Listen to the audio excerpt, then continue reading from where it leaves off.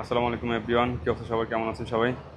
আমার 300 রিসার্টার আইডল স্পিডে আসলে গাড়িটা হঠাৎ করে বন্ধ হয়ে যেত এবং আরপিএম বা কমার একটা সমস্যা ছিল। এই সমস্যাটা দূর করার জন্য অনেক ঘাটাঘাটি করে কয়েকটা ভিডিও দেখে এবং আমি ডিসিশন নিয়েছি যে টিপিএস যে সেন্সরটা আছে, সেন্সর ইস্যু থাকতে পারে অথবা হচ্ছে ক্যালিব্রেশন ইরর থাকতে পারে। সেই ক্যালিব্রেশনটা আজকে আমরা করব।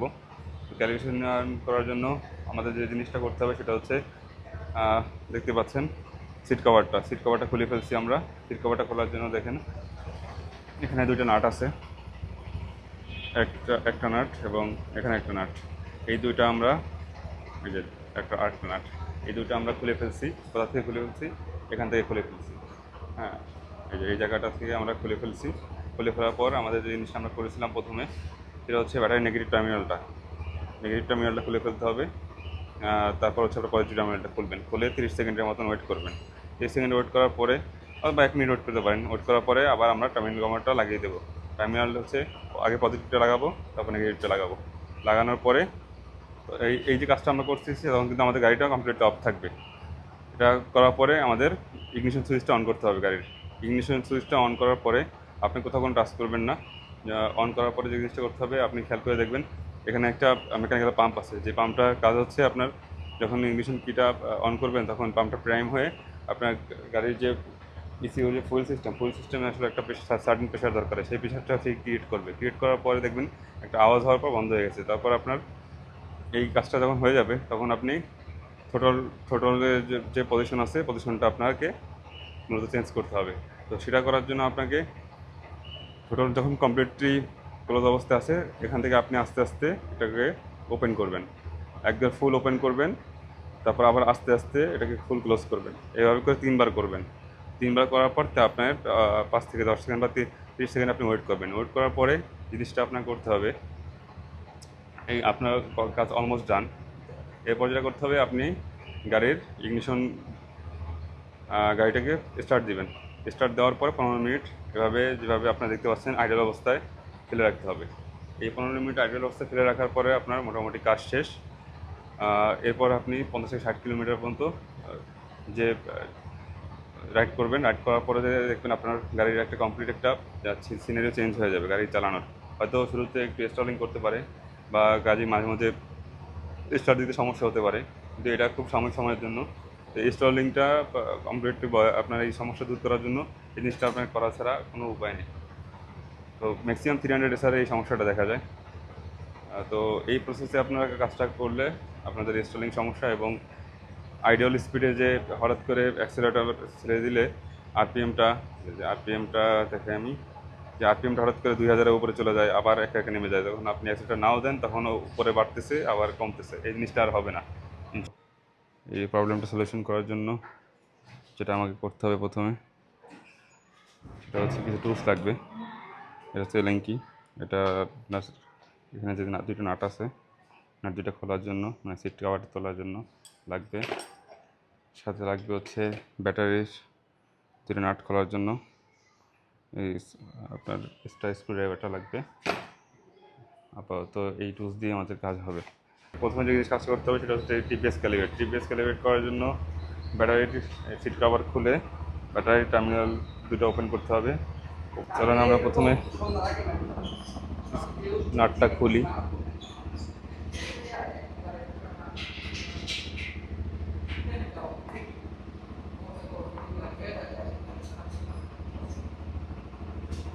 যে লিঙ্কিটা আছে, লিঙ্কিটা দিয়ে নাটটা লুজ দিয়ে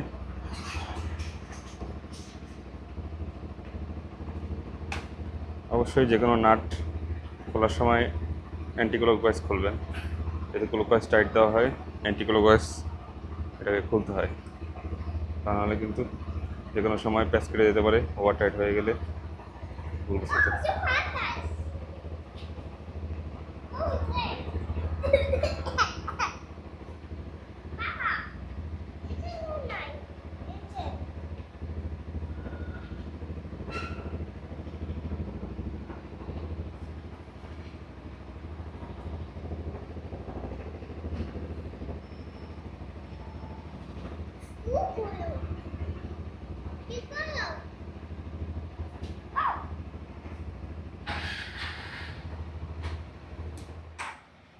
সিট কভারটা আমাদের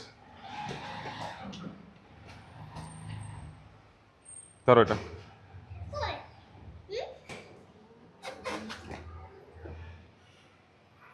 সিট কভারটা আমাদের খোলা শেষ, এটা রেখে দিচ্ছি।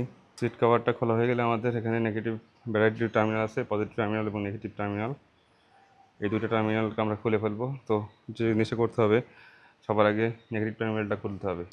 কারণ হচ্ছে আপনার যদি পজিটিভ টার্মিনালটা খোলেন তাহলে সেক্ষেত্রে দেখা যাবে আপনার হাতে এরকম স্ক্রুড্রাইভার থাকলে কোথাও ব্যাটারি যেহেতু কানেকশন দেওয়া আছে, পজিটিভ টার্মিনালটা যদি খোলা থাকে কোনোভাবে যদি পজিটিভ টার্মিনালে লেগে যায় আপনার স্ক্রুড্রাইভার, সেক্ষেত্রে যে কোনো সময় গাড়ির শর্ট হয়ে যেতে পারে, ব্যাটারি শর্ট হয়ে আগুন লাগতে পারে।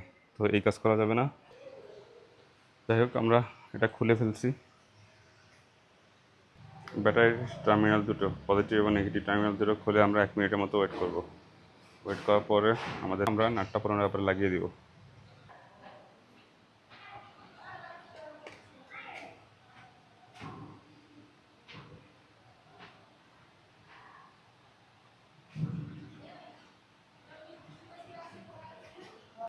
এখন আমাদের যে জিনিসটা করতে হবে, গাড়িটার ইগনিশন কি অন করে থ্রোটল যেটা আছে, থ্রোটলটাকে ঠিক আস্তে আস্তে একবারে লাস্ট পজিশনে আনতে হবে, আবার আস্তে আস্তে করে ছেড়ে দিতে হবে। 5 সেকেন্ড ওয়েট করবেন। ওয়েট করার পর আবার থ্রোটলটাকে আস্তে আস্তে তার পিক সর্বোচ্চ পজিশনে নিয়ে আসবেন, আবার আস্তে আস্তে এই জিনিসটাকে ছেড়ে দিবেন। এই কাজটা আমরা 3 বার করব। 2 বার করা হয়েছে, লাস্টবার আস্তে আস্তে করে পুরো পজিশনটাকে চেঞ্জ করতে হবে, আবার আস্তে আস্তে করে আমরা পজিশনটাকে ছেড়ে দিলাম। এটা করলে কি হবে, আপনার আগের যে ডাটা সব ইরেজ হয়ে গেছে, এখন নতুন করে সে ডাটা নিচ্ছে। থ্রোটলের যে পজিশনটা আছে সে পজিশনটা ম্যাপিং করে ফেলতেছে ইসিউর সাথে। যাই হোক, আমাদের থ্রোটল পজিশনের যেটা ওটা করা শেষ। এটা হচ্ছে আরেকবার আমি বলে দিই, আপনার ব্যাটারি টার্মিনাল খোলার পরে 30 সেকেন্ড থেকে 1 মিনিট ওয়েট করবেন। ওয়েট করার পর টার্মিনালের দুটি লাগিয়ে দিবেন। লাগিয়ে দেওয়ার পরে ইগনিশন সুইচ অন করবেন। অন করার পর এখানে যে ফুয়েল পাম্পটা আছে, ফুয়েল পাম্পটা তার প্রাইম হবে, কারণ প্রাইম হওয়ার জন্য তাকে একটু সময় দিতে হবে। যখন প্রাইম হওয়া শেষ হবে তখন হচ্ছে আপনার থ্রোটল পজিশনটা আপনার চেঞ্জ করতে হবে। যখন কমপ্লিটলি ওপেন ক্লোজ অবস্থা থাকে তখন ছাড়া অবস্থা থাকে, যখন আপনি এটাকে টানবেন একবারে লাস্ট পজিশনে নেবেন তখন কমপ্লিট ওপেন হয়ে যাবে, এবং ওপেন এবং ক্লোজ হওয়া এই জিনিসটা সে রিড করবে।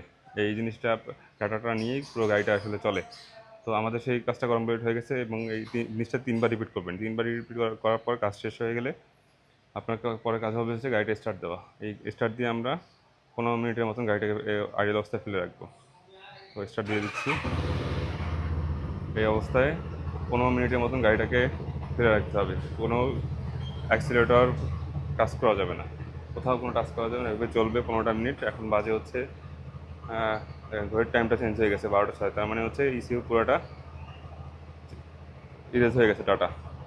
ধরেন 12টা 6 বাজে, 15 মিনিট এমনি 12টা 21-এর সময় আমরা গাড়িটা বন্ধ করবো।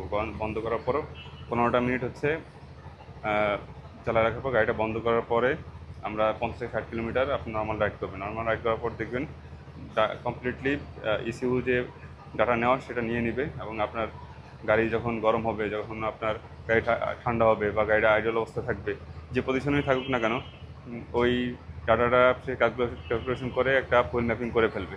আর ম্যাপিংটা যখন কমপ্লিট হয়ে যাবে তখন ইনশাল্লাহ আপনার গাড়িটা স্টলিং করবে না, এবং আইডল আরপিএমে যে হঠাৎ করে বাড়া, হঠাৎ করে কমা, এই জিনিসগুলো আপনি আর পাবেন না গাড়িতে।